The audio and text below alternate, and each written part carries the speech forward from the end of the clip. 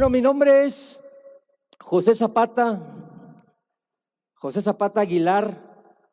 Me convertí un 23 de julio de 1997 en la bella ciudad de Monterrey. ¡Arriba Monterrey!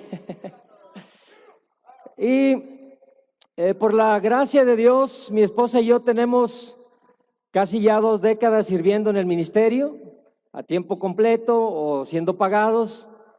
Y hoy también por la misericordia de nuestro Señor, estamos sirviendo en la Iglesia de Cristo en Mexicali ya desde hace 9 años. Y la Iglesia de Cristo en Mexicali les envía un caluroso, pero caluroso abrazo. Y bueno, gracias. Vamos a comenzar con una oración, por favor, y después nos introducimos al tema. Padre, muchas gracias queremos darte, Señor, por esta mañana todavía. Gracias, Señor, por tu infinito amor, por tus misericordias. Gracias, Padre, por haber enviado a Jesucristo a morir por nuestros pecados, el sustituto perfecto, el hombre que encarna a cabalidad la humanidad perfecta, nuestro modelo, nuestra inspiración, la expectativa que perseguimos, Padre, cuando se trata de cambiar nuestras vidas. Gracias, Padre, por las herramientas tan preciosas y tan útiles, tan poderosas, como tu palabra, como la oración, el ayuno, las escrituras, la hermandad, la confraternidad, Padre, el poder del Espíritu Santo que usas para que podamos cambiar y ser transformados bajo tus términos, Padre, en la forma en que a ti te agrada, Señor, la forma que produce adoración hacia ti, Señor. Pido que te quedes conmigo en esta mañana, que me uses de una manera especial y que, Padre, tu Espíritu Santo trabaje en el corazón de cada uno de nosotros acá. Toda la gloria, la honra y el honor sean dados para ti en Cristo Jesús, tu Hijo amado, te lo oramos. Amén. Muy bien, mi clase de esta mañana se llama la teología del cambio, que de alguna manera, para poner un título más claro, quizá más entendible, vamos a estar intentando responder la pregunta: ¿cómo cambian las personas desde una perspectiva bíblica? ¿Cómo ayudamos o cómo somos ayudados? Bueno, hablando de consejero y aconsejado, o discípulo o discipulador, ¿cómo podemos ayudar a alguien a salir de una relación, de un dolor causado quizá porque alguien en el matrimonio fue infiel, estuvo en adulterio? Eso quizá, eso golpeó el corazón del hermano, de la hermana, y quizá le produce ira, enojo, rencor, odio, deseos de venganza. ¿Cómo ayudamos a alguien frustrado porque no ve cambios en su vida personal y quizá tampoco cambios en su vida de pareja? ¿Cómo ayudar a alguien con temores constantes acerca de alguna enfermedad recurrente que se va y viene y que vuelve a aparecer nuevamente? ¿Cómo ayudamos por medio de la palabra a tratar las ansiedades y angustias que provocan un abandono? ¿Cómo ayudamos a alguien que se siente culpable por tener una oculta atracción hacia personas del mismo sexo? O como se hablaba en la clase anterior, alguien que está viviendo un duelo o que sufrió alguna pérdida. ¿Cómo cambian las personas desde una perspectiva bíblica? Es la pregunta que vamos a responder, y quiero comenzar diciendo que vamos a ver cómo cambian las personas desde una perspectiva bíblica, y yo voy a darte 4 puntos principales. Pero antes de ello quiero compartir o hacer una mención en cuanto al cambio. Quiero iniciar diciendo que el cambio bíblico se da en lo concreto y no en lo abstracto. Cuando alguien cambia, bíblicamente hablando, los frutos de ese cambio deben ser evidentes. Debemos poder nombrarlos, decir: decir su nombre de manera concreta, enunciar el concepto. Mira, él ha cambiado porque ha perdonado, porque es humilde, porque sirve, porque es bondadoso, porque hay amabilidad en su vida. Es un hombre o una mujer totalmente diferente.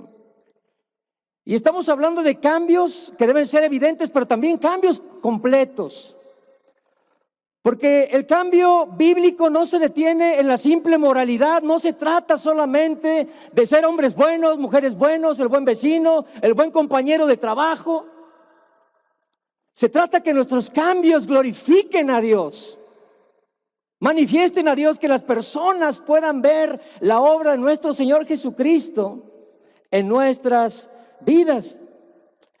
En Efesios 4:25 dice la Biblia: por lo tanto, dejando la mentira, hable cada uno a su prójimo con la verdad. Efesios 4:28 dice: el que robaba, que no robe más, sino que trabaje honradamente con las manos para tener que compartir a los necesitados. El 4:29 dice: eviten toda conversación obscena. Por el contrario, que sus palabras contribuyan a la necesaria edificación y sean de bendición para quienes escuchan. En el cambio bíblico es importante que primero podamos definir el problema. Y en estos 3 versículos que leímos ahorita de la carta a los Efesios, encontramos que un problema es decir mentiras, otro es robar y otro es el lenguaje obsceno. Muchas veces podemos conformarnos con lo que se conoce, como el simple opuesto, y poder creer que la persona ha cambiado cuando ha anulado de alguna manera su pecado. A lo mejor diríamos que está muy bien el cambio. ¿Por qué? Porque la persona, en vez de decir mentiras, paró de decirlas. Pero el cambio bíblico dice: no basta con parar de decir mentiras. El hombre o la mujer, el hermano o la hermana que están siendo aconsejados deben hablar la verdad. Según este versículo 24 dice: hable cada uno a su prójimo con la verdad. El que robaba, no basta con el simple opuesto. Bueno, robabas, deja de robar. O sea, es un logro, es un buen paso, un buen escalón, pero no es el peldaño final que estamos buscando, porque la Biblia dice que el que robaba debe trabajar para dar. Quizá antes trabajaba para sí mismo, ¿verdad?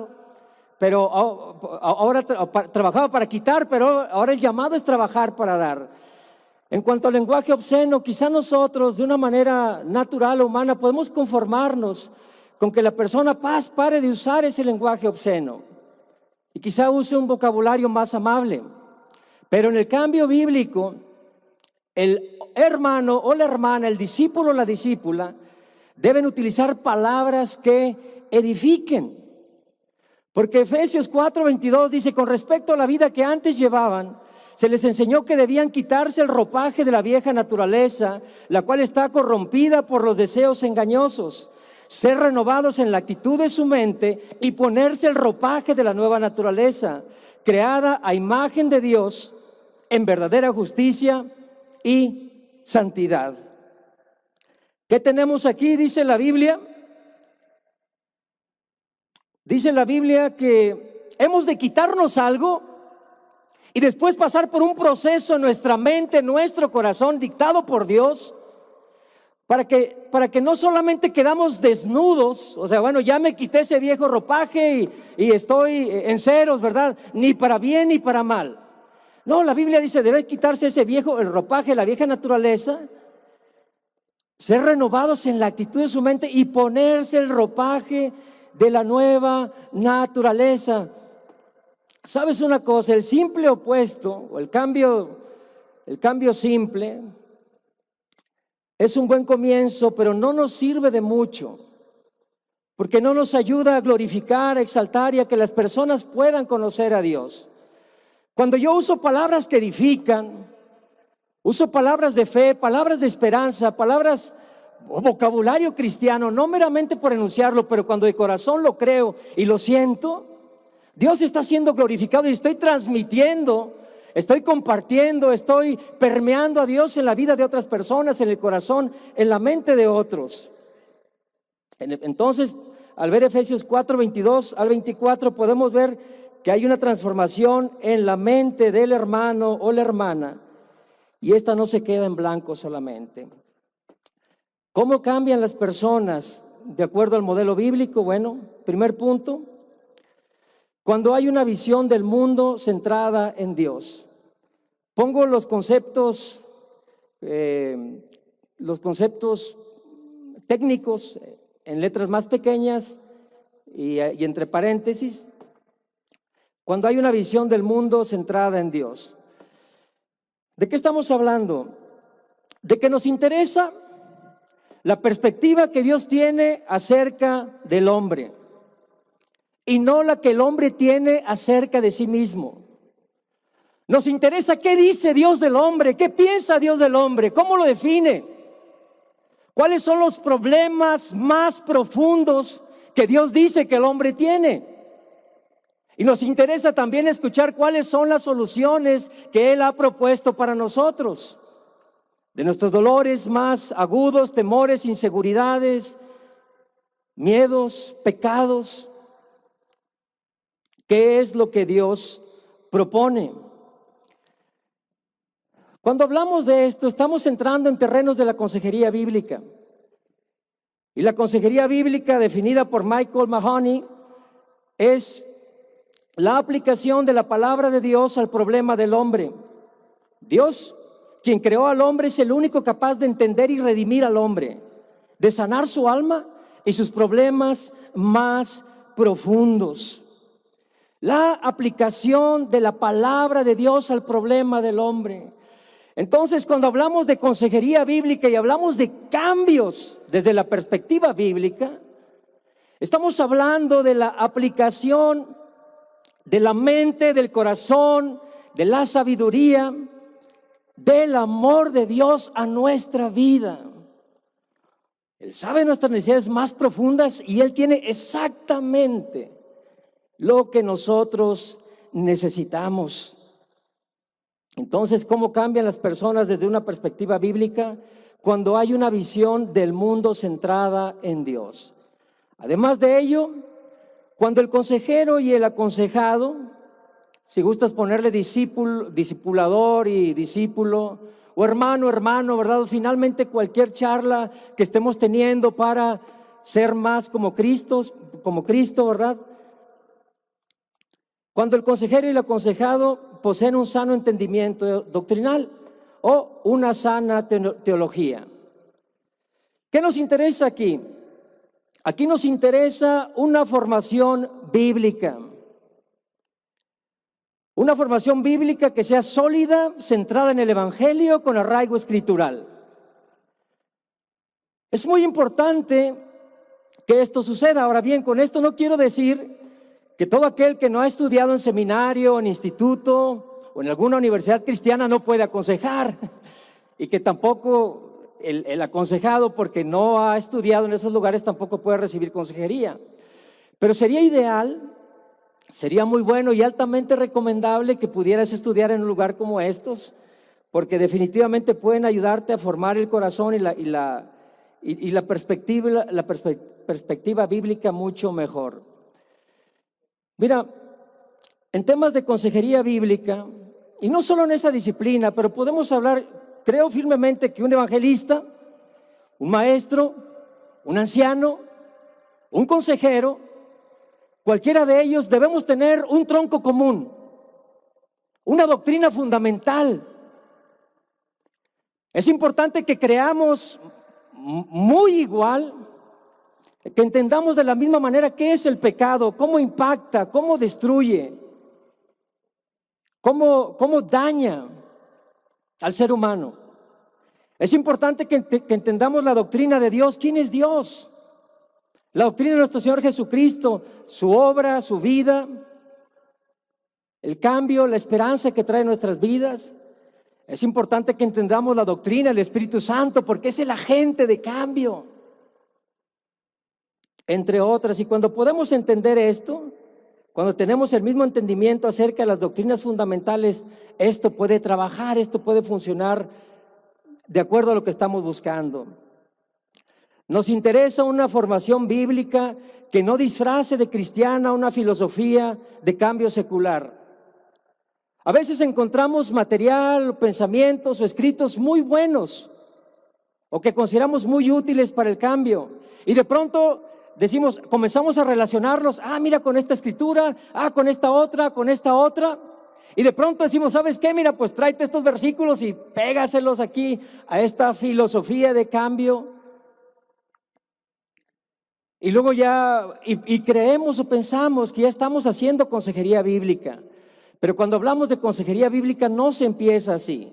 Iniciamos por la palabra de Dios, y es la palabra de Dios la que nos dicta las expectativas, los medios, los procesos que ha de vivir el hombre y la mujer, que van a cambiar de una manera agradable a Dios. Una teología errónea, superficial y poco apreciada producirá un concepto erróneo, superficial y de poco aprecio real de Dios. Lo contrario también es verdad. Cualquier desviación, por mínima que sea, con el paso del tiempo, comienza a abrirse, comienza a extenderse, y terminamos pensando cosas que de pronto pudieran ser buenas, pero no son bíblicas. Entonces, ¿cómo cambian las personas desde una perspectiva bíblica cuando hay una visión del mundo centrada en Dios y cuando el consejero y el aconsejado poseen un sano entendimiento doctrinal? Además, cuando los objetivos y procesos a llevar son bíblicamente definidos. En el cambio que estamos buscando de acuerdo a la palabra de Dios, Cristo es el medio para llevar el cambio. 2 Corintios 1:5 dice, pues así como participamos abundantemente en los sufrimientos de Cristo, así también por medio de Él tenemos abundante consuelo. Por medio de Él tenemos abundante consuelo. 2 Corintios 3:4, esta es la confianza que delante de Dios tenemos por medio de Cristo. Por medio de Cristo tenemos consuelo y tenemos también abundante confianza. Cristo es el medio para el cambio, pero no solo es el medio para el cambio, Cristo es la expectativa del cambio, porque Efesios 4 versículo 13 dice, de este modo todos llegaremos a la unidad de la fe y del conocimiento del Hijo de Dios, a una humanidad perfecta que se conforme a la plena estatura de Cristo. Hermanos, Cristo es el modelo de cómo los seres humanos funcionan mejor. Cristo fue el único que manifestó perfectamente el carácter de Dios. Y hemos dicho que Cristo es el medio y Cristo es la expectativa, pero también queremos decir que el corazón del hombre es el objetivo a tratar. El corazón del hombre es el objetivo a tratar. Marcos 7, versículo 20 dice, luego añadió, lo que sale de la persona es lo que la contamina, porque de adentro del corazón humano salen los malos pensamientos, la inmoralidad sexual, los robos, los homicidios, los adulterios, la avaricia, la maldad, el engaño, el libertinaje, la envidia, la calumnia, la arrogancia y la necedad. Todos estos males vienen de adentro y contaminan a la persona. Si bien es cierto, los frutos, el carácter de una persona de pronto es visible a la primera o segunda plática, pero eso solo es el fruto de una raíz. Es el fruto de una raíz. ¿Y la raíz cuál es? Es el corazón del hombre. Es por eso que el corazón del hombre es el objetivo a tratar. No nos perdamos, no nos confundamos, no busquemos en circunstancias, en situaciones, en detonantes que son importantes. Hay que tomarlos en cuenta, pero siempre necesitamos llegar al meollo. Y el meollo es el corazón del hombre. Y también diremos que la santificación es el proceso de cambio.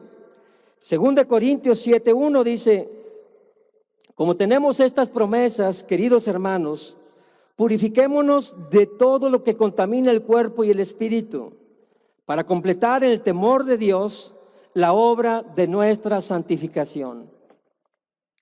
Santificación. Esa es la obra, es el proceso, es el camino, es el andar. Somos santos por posición. una santidad que nos ha sido imputada, ha sido ganada por los méritos de otro, no por nosotros. La santificación posicional, la que da Cristo cuando nosotros hicimos de Él nuestro Señor y Salvador.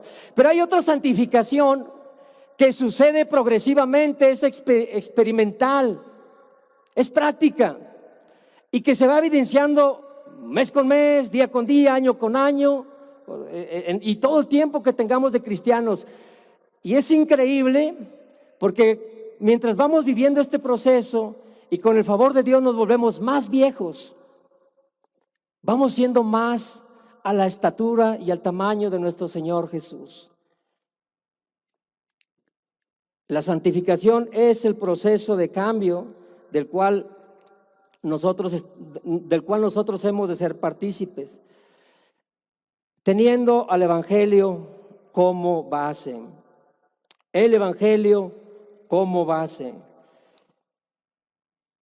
Rápidamente quiero mencionar acerca del Evangelio elementos rápidos de manera muy rápida. De hecho, yo creo que si tú estudias esto a mayor profundidad, encuentras, puedes desarrollar muchísimo acerca de cada punto. Pero los elementos que componen el Evangelio son los que conocemos o se nos enseñan cuando nos convertimos. Pero a veces llegamos a pensar que el Evangelio solo es el ABC de la vida cristiana. Y pensamos, bueno, pues a lo mejor el Evangelio al comienzo, ¿verdad? Cuando empezamos, nuestros primeros años. Pero el Evangelio es un Evangelio eterno, dice la palabra de Dios. Es en la eternidad presente, en la eternidad futura.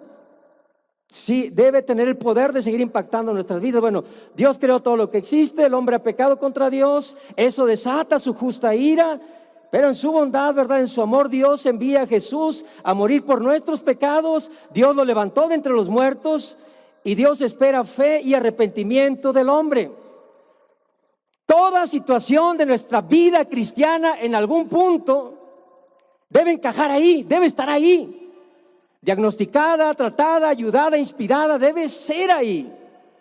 Mediante el Evangelio. Mediante el Evangelio. Ese es nuestro marco, nuestro esquema, nuestro modelo sobre el cual hemos de transitar ese proceso de cambio llamado santificación. El Evangelio de santificación, ¿cómo se ve o cómo funciona? Imagina que tenemos una circunstancia o situación detonante. Algo pasa, ¿verdad? Algo sucede y los frutos que vemos o lo que vemos rápidamente en el carácter de una persona es que quizás se deprime, le trae problemas emocionales, dependencias, ira, enojo, temores, desconfianza, culpabilidad. Eso es lo que el hombre puede ver del mismo hombre. Eso es lo que cualquiera de nosotros podríamos decir, mira, este hombre o esta mujer, este hermano o esta hermana, están angustiados, están tristes, se ha enfadado, tiene deseos de venganza. Otra vez, cuando hablamos de la consejería bíblica, estamos hablando de algo más profundo. Sí, de lo que el hombre ve del hombre, pero estamos hablando de lo que solo Dios ve.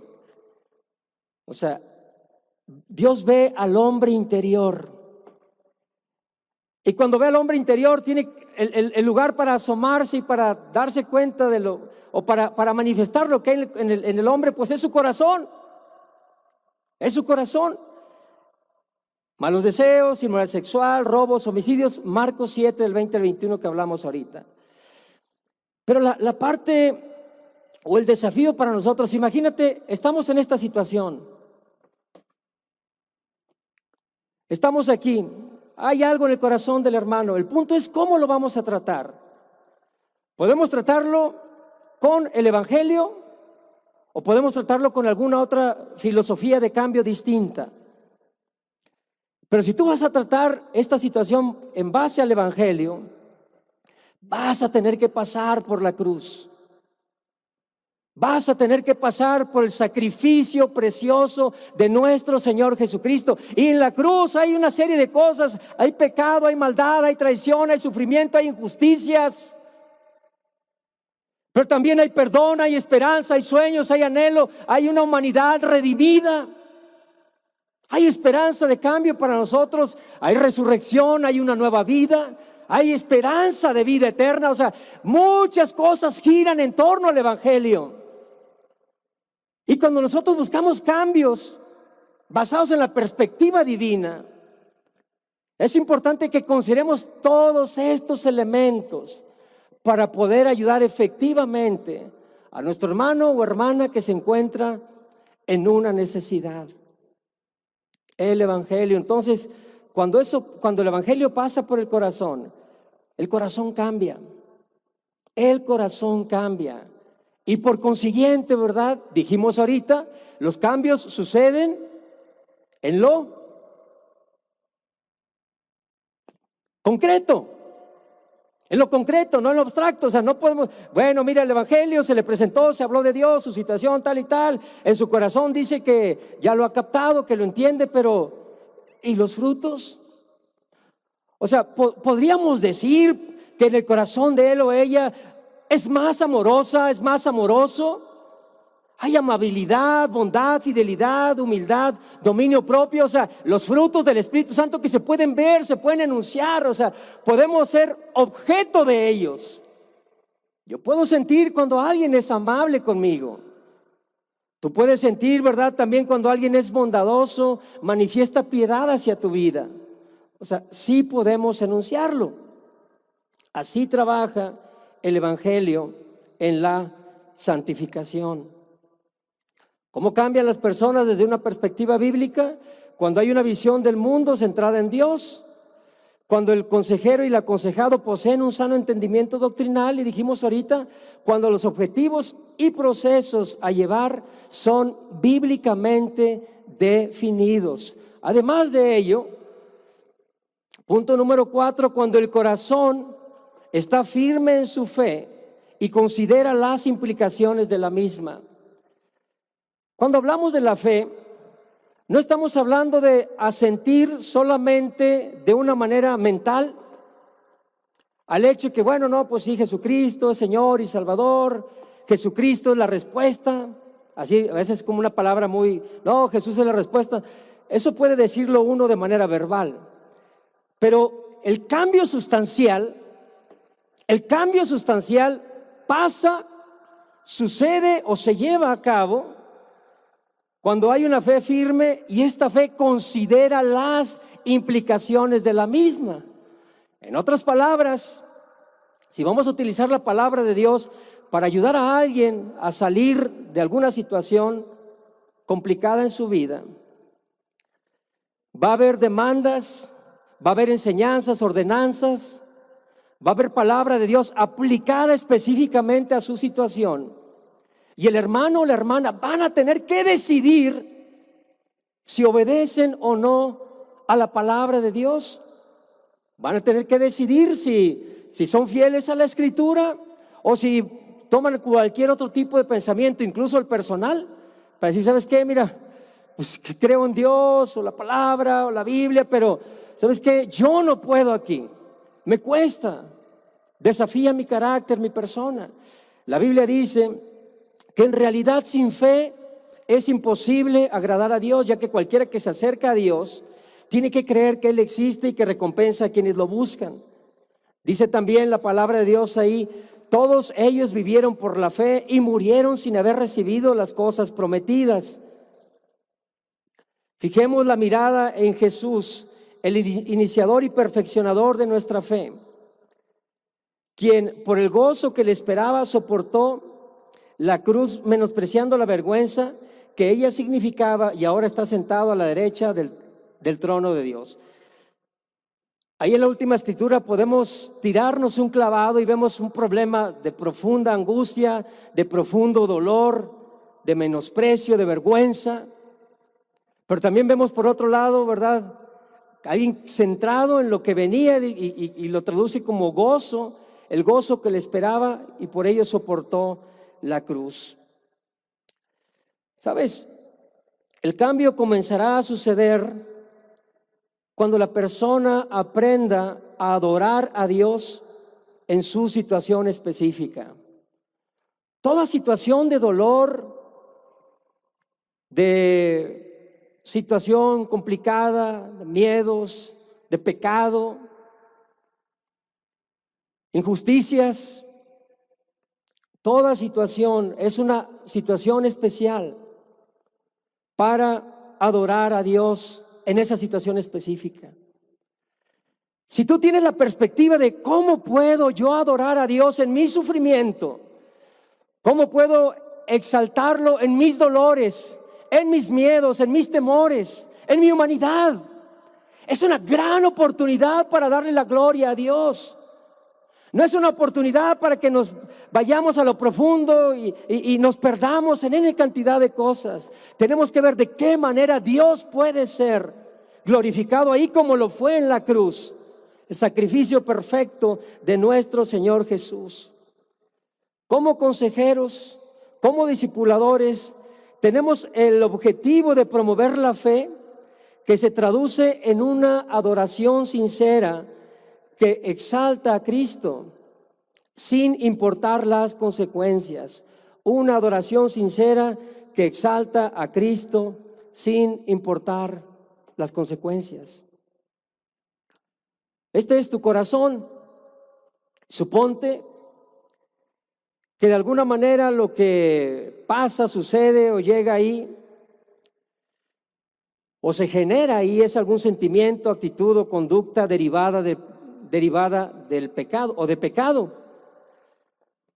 ¿Qué tipo de pecado? Puede ser uno que es cometido por él mismo, porque cuando uno peca se aflige, cuando uno peca se entristece, o cuando uno peca se descalifica. No, yo no soy para esto, yo creo que a lo mejor él sí o ella sí, pero yo no tengo madera para ser un verdadero discípulo de Jesús.